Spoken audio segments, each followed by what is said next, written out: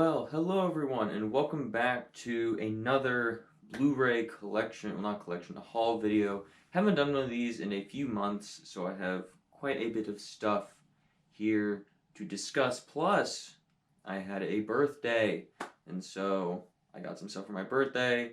I also discovered a new used Blu-ray store, and I went there to just kind of check what they had, and they had a sale.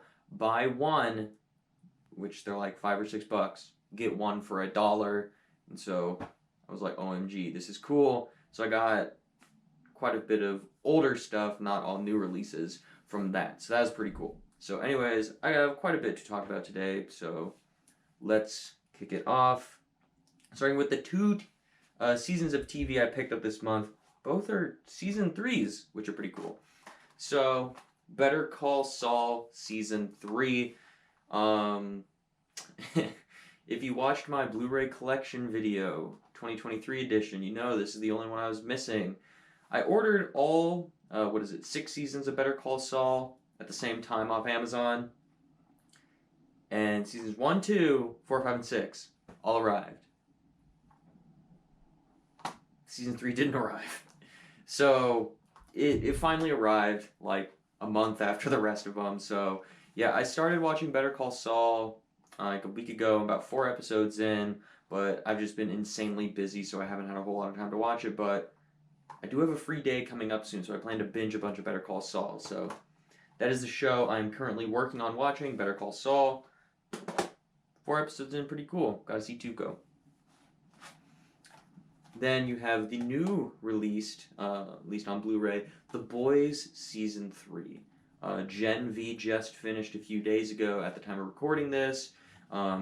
I really enjoyed Gen V. It is my least favorite of the 4 seasons of The Boys universe. But then all 3 seasons of The Boys I think are phenomenal. It is one of my favorite shows of all time. I love that. I love all 3 of those seasons.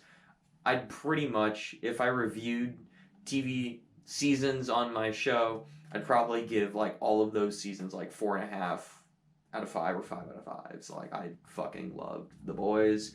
I'm not sure if season 3 is my favorite. It's between season 3 and season 1, which one I liked more. But yeah, The Boys, badass show. Can't wait for season 4 of The Boys, because yeah, that show was awesome. And now we kind of have 3 separate piles here. Oh, that doesn't belong in that pile. We have 3 separate piles here in front of me for just movies. Let me put the shows over here. So we have pile 1, older stuff I've never seen before. That's like older stuff, like not new releases. Older stuff, it's not new releases that I have seen, and then all the new releases that I picked up. So we'll start with the older stuff I have not seen.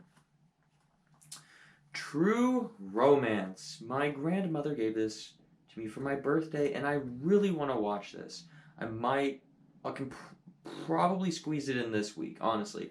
I just really want to watch this movie, and it's one of those movies that I want to like sit down and watch, you know, because a lot of times some of like these older movies that I'm not fully invested in watching, I just kind of want to watch it, say I've watched it, I'll throw on before I go to bed, and I'll like fall asleep watching it, you know, like halfway through, so it takes me like 2 nights to watch that, and I don't want to do that with True Romance, right? So I really just want to find time to sit down and watch a movie. How long is it? It's like 2 hours, not that long, by today's standards, but anyways, yes, I just really want to watch True Romance, so hopefully I can get that in this week. It's written by Tarantino, so I'm really excited about that one. And you got Perks of Being a Wallflower. I've heard of this movie. It's got Emma Watson and Ezra Miller in there. I've never seen it. Well, obviously we're on that pile of shit I've never seen, but this is like one of those movies on Letterboxd Twitter that people always talk about, so sure. Hopefully it's good. And you have Swordfish. I have no idea what this is, but you have a movie with John Travolta, Hugh Jackman, Don Cheadle, and Halle Berry in there. I'm sold. So hopefully that's awesome. Then you have this Blu-ray steelbook with a sticker on the back. for Lone Survivor.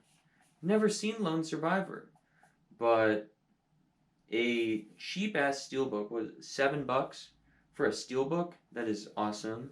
So yeah, I've never seen Lone Survivor, but got it on steelbook for cheap, and I'm gonna take that sticker off. This is cool. This is one of the things I got for $1 at that store. The Star Trek triple feature Blu-ray. It's a little worn.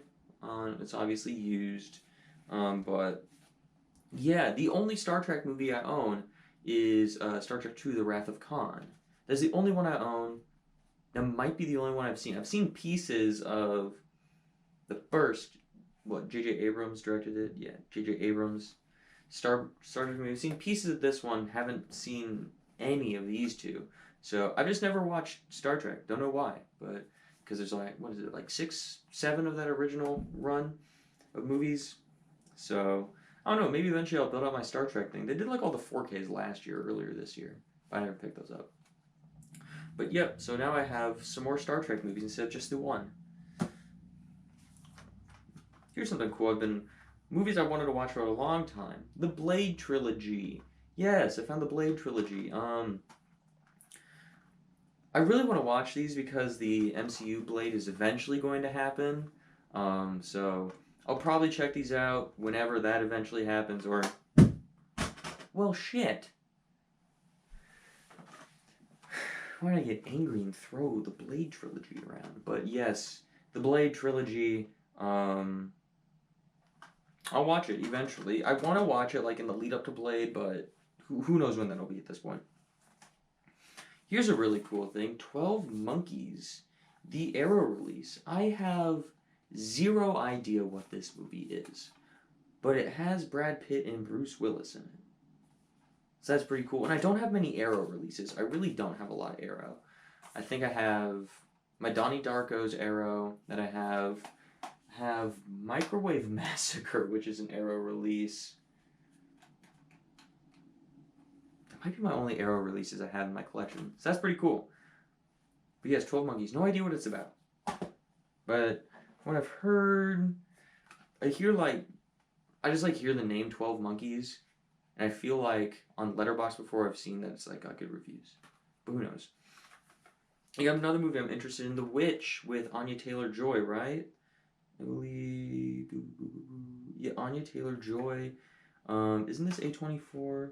I think it's A24. Yeah, A24. This is like one of the first things Anya Taylor-Joy was in, I believe, 2015, 14, around that. Never seen it, but interested in it. Another one like True Romance I want to sit down and watch. Then you have Requiem for a Dream. Never seen it, but it is kind of infamous, I would say, in like the movie community. Got some cool people in there. Jennifer Connelly, oh my god, she was in Top Gun Maverick last year. So okay, that is now my favorite movie of all time, Requiem for a Dream. Awesome. Okay, so those are all the ones I haven't seen. All the movies I haven't seen I picked up. So now here's all the ones I picked up that I have seen. Some of these I hadn't seen, then I watched them after I picked them up. Anyways, speaking of movies I hadn't seen, then picked it up and watched it, aka watched it last night, Hansel and Gretel Witch Hunters. I guess I kind of lied. I remember bits and pieces of this movie. I think my dad rented this from Family Video once. So I remembered like the scene where the dude explodes in the... Wow, dick tip. Holy shit. They're a high-speed chase outside. Asshole, should know I'm recording a Blu-ray haul. Anyways, I remember the scene where the dude explodes in the bar. That's about it. I watched it. It was alright. Cool gore, cool action sequences, but what the fuck is happening out there? Oh my god. So let me talk about this movie. It was fine. Cool action sequences, cool gore. Movie that isn't very good. The Happy Time Murders, pretty much just naughty Muppets with Melissa McCarthy.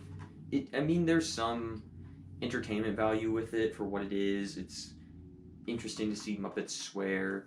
It's cool to see Muppets get shot and then like cotton sprays out the back of their head, but it's not as good as it could have been, but it's not abysmal. And you have The Legends of Guardians, the Owls of Ga'Hoole. if you don't know who directed this movie, Zack Snyder, he directed this. Not me, I didn't direct it, but watch. Okay, hopefully you understood the joke.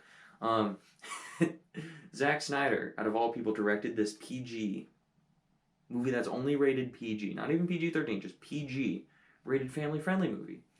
I finally watched through all of Zack Snyder's movies. I've seen all of his movies now, but this is one of my least favorite ones, I would say. I wouldn't say it's bad. It's just kind of okay. I don't really know the context in which I'd rewatch this, but I just want to watch all the Zack Snyder movies. Finally did by picking this up, watching it, but it's fine. I just kind of just want to check it out for Zack Snyder. I mean, I'm not really I'm not really the target audience for that movie. I mean, I like rated R Zack Snyder movies like Watchmen, stuff like that. So, yeah. Then you have Slumdog Millionaire. I took a film history and appreciation class in college, and this is one of the films we watched, and I thought it was really good. So I'd like to rewatch it eventually at some point, someday in my life, and so saw it at that used movie store and picked it up for cheap. That was a good one. Then you have the Chernobyl Diaries. I had no idea what this was. It's kind of like Hills Have Eyes, but with Chernobyl, I guess, in a way. But, it just... I'm not a huge fan of the Hills Have Eyes movies. Have I seen both of them? I know I've seen the remake, but I didn't really like that movie all that much, and so when you're kind of doing that same thing, wasn't great, wasn't abysmal, though. You have Hostel. Again, I had never seen this, and so I picked it up. This movie is infamous for being torture porn. Yes, there's porn, there's torture, and there's torture porn. So it's interesting. It's interesting. I mean, if you're like a hardcore horror fan, I would say check it out, just so you get that experience of Hostel at least once. But I don't know in what context I'd ever rewatch this movie ever again. But I thought it was fine. It wasn't great, but it wasn't bad either. I didn't pick up a whole lot of good stuff this month, I guess, yet. Well, I did pick up this. I already owned this movie, but X-Men Days of Future Past, the Steelbook. Ooh. Just the normal Blu-ray, though. This, if it wasn't for Logan, this would be my favorite X-Men movie, right? It's between Logan and this is my favorite X-Men movie. I love Days of Future Past. I already have the normal Blu-ray. When I saw the Steelbook, I'm like, yes, I will upgrade to that. Plus, it was like cheap, like $5. So I was like, sure. Love X-Men Days of Future Past. Awesome. You have the Blu-ray of Jackass 3. The only Blu-ray for Jackass I have is Jackass Forever, which came out last year, and I was at half-priced books. And oh, there's 3D glasses in here with the Jackass logo on it. That's pretty cool. But yeah, I was like, sure, I'll pick up another Jackass movie. Don't really know when I'll rewatch the Jackass movies. Those are kind of just throw on movies and watch with your friends and laugh your ass off, but whatever. I enjoy them for what they are. And then you have a double feature of the two Fantastic Four movies. I have not seen these movies in a long time, but I don't remember either of them being amazing. I don't remember either of them being awful either. It's just been a long-ass time since I've seen these two movies. So whenever the MCU Fantastic Four comes out, I plan on rewatching these and then Fan Four Stick. So, yeah. Then you have Good Will Hunting, a movie I've seen a few times in my life. I think it's a really good movie. I wouldn't say that this is one of my favorites, but it is a very, very good movie. Iconic for a reason. Got my favorite actor, Matt Damon, of all time, his Oscar for Best Original Screenplay. So it's got a legacy, and it is an incredible, incredible movie. And now, let's move on to the new releases. I mean, some of these are older releases, but they got a new release, like a 4K upgrade or whatever. So they're in this spot. Whatever, fuck you. If you mad, my channel, I do what I want, organize it how I want. The Best Buy 4K Steelbook of Mission Impossible Dead Reckoning Part 1, right there. This, I've only seen it the once in theaters, which is a really interesting theater experience about two guys almost fighting in my theater. Go and watch my review for like the whole story. Yeah. Based off my one-time watch of this movie, this is my favorite Mission Impossible movie. It's like neck and neck between this one and Fallout for me. But those are the only two I've seen in theaters too, so maybe that has something to do with it. But I really want to rewatch this movie. I thought it was great. I just didn't get time to go see it again in theaters. But this is in my top 3 of the year. Amazing movie. I loved it. So definitely had to pick that one up on the 4K Steelbook. Then you have the Blu-ray of Blue Beetle. I thought this movie was fine. I didn't think it was bad. It's just kind of eh. I'm just kind of burnt out on the DCEU at this point. I just don't really care anymore. So, I mean, it's going to end in one more movie in like 2 months. It's going to end, so it's just like, whatever. Let's just get these last few out before it ends. So, but it was good. It was better than I thought it was going to be while still just being good, So, I don't know. I don't really have a whole lot to say on that. I do have a full review for that, so go check that out. Then you have the 4K of the Wicker Man. I had never seen this before until I picked it up on 4K. This cool purple steelbook. There was a slip on here, but I don't really like slips on my steelbooks. So I take them off and store them in a drawer over there. But I thought this movie was pretty good. Isn't it from the 70s? I think it's from the 70s. I'm not huge on 70s horror movies, so I enjoyed it. You get to see, what's his face? Christopher Lee in there. Good old Sauron. Or Saruman. Which one is it? Saruman. He's Saruman, yeah. I haven't watched Lord of the Rings in a long time either. It's also late right now, so my brain is mush. But, yeah, good. I haven't seen the remake with Nick Cage, so all I know is the bees, not the bees. So, like, this whole time I was watching this movie, I was expecting there to be a bee scene in this movie, and then there never was. So, I don't know. Whatever. Then you have the Scream Factory 4K of The Blob. I had never... Oh, man, the steelbook, right? I had never seen The Blob before, so I watched it. It was good. I was hoping it to be a lot better than it was. It kind of reminded me of The Fog when I watched it. I wanted it to be so much better than it was, and it was just kind of good.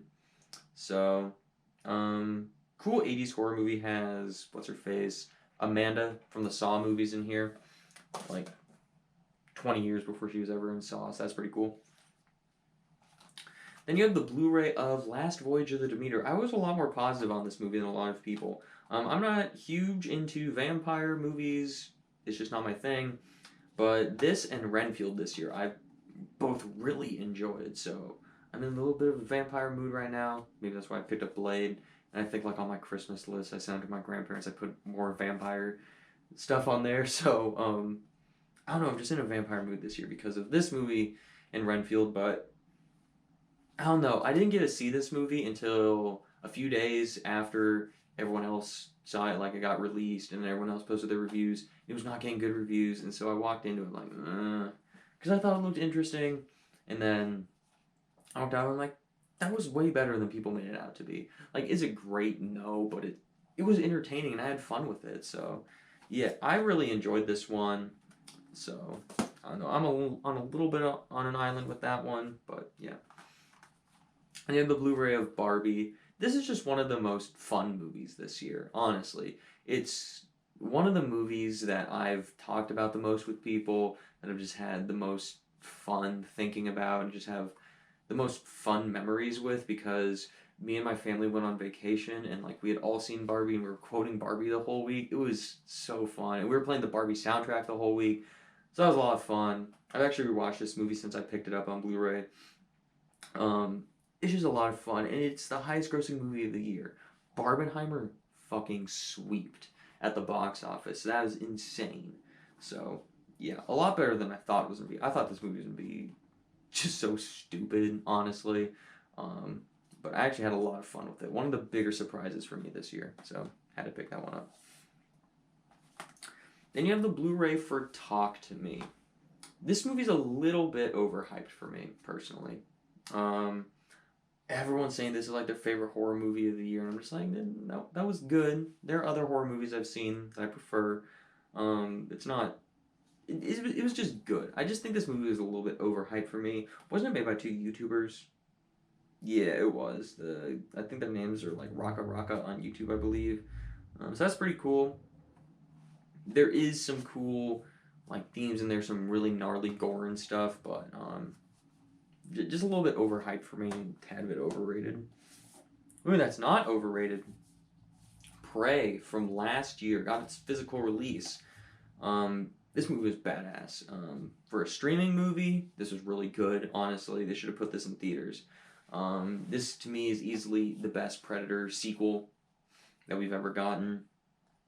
Um, it, it it's just really good. If you like Predator at all, I'm sure you'll like this movie. If you love the original Predator and you haven't really liked any of the sequels and you're burnt out on the franchise, I would definitely check out Prey. Really, really interesting addition to the Predator franchise. Where's motherfuckers barking at? Someone just came home. Oh. The Steelbook of Winnie the Pooh, Blood and Honey. Oh my god, this movie is not good. Admittedly, I think I liked this movie more than most people. I don't like this movie at all. It's not good. I just had a little bit more enjoyment out of it, I guess, of how shitty this is. And I could see myself rewatching this with a group of obnoxious friends in life later down the line and just ripping this movie a new one while watching it and having a blast doing that. But for going to see this in the theaters with my dad, we're the only two people in this theater. Not a good movie. It's just like some shitty horror movie that they're like, oh my god, Winnie the Pooh IP, slap it in there, put on this shitty mask on this guy. It's not good. There are moments in the film where it's so bad it's good. There are moments where I laugh. The opening scene's pretty cool. But it misses taking the Winnie the Pooh concept and making it a horror movie so much. Like, it fails utterly at doing that. But it's not good at all.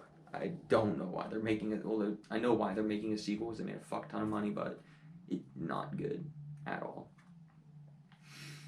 The Bookman. Again, kind of like Last Voyage of the Demeter. I enjoyed this one more than most people did. I don't think it's great. I think it's just kind of fine. A lot of people didn't like this movie. As far as Stephen King adaptations go, it's kind of a Stephen King story, I guess. When you're comparing it to other Stephen King adaptations, it's nowhere near as good. But I thought it was fine. Cool little introductory, I guess, horror movie. Some tense moments and stuff. Interesting use of lighting and sound design, I would say, but it was alright. And then finally, Transformers Rise of the Beasts. Got to round out my Transformers collection. I thought this one was actually pretty good. Transformers is not a good franchise at all, but I thought this one was fine. It was fine. There are some cringe moments in here, honestly, but I had fun with this one. It's a sequel to Bumblebee. It's kind of like it's its own Transformers new timeline, I guess. And I thought Bumblebee was fantastic. This is really good, so I'm kind of like that they're going away from like the Michael Bay Transformer era movies and they're doing their own thing. I like this new like timeline of Transformer films, but it's not great. Definitely has its flaws, but as far as a Transformers movie goes, that's actually pretty good. So that'll do it for this month or months. Yeah. That'll do it. That's everything I've picked up. Now it's time for me to shuffle it all onto the shelves, which will take a while because I gotta move everything and do thinking with alphabetizing. But yes, I probably won't do one of these for November. I'll probably hold off to do one the end of December, early January. So you'll get like all my Black Friday pickups and everything from Christmas and everything in between. So that'll be a cool, big, fat ass bad ranking, not ranking, but haul. That'll be cool. So stay tuned for that. And as always, thank you so much for watching and have a great rest of your day.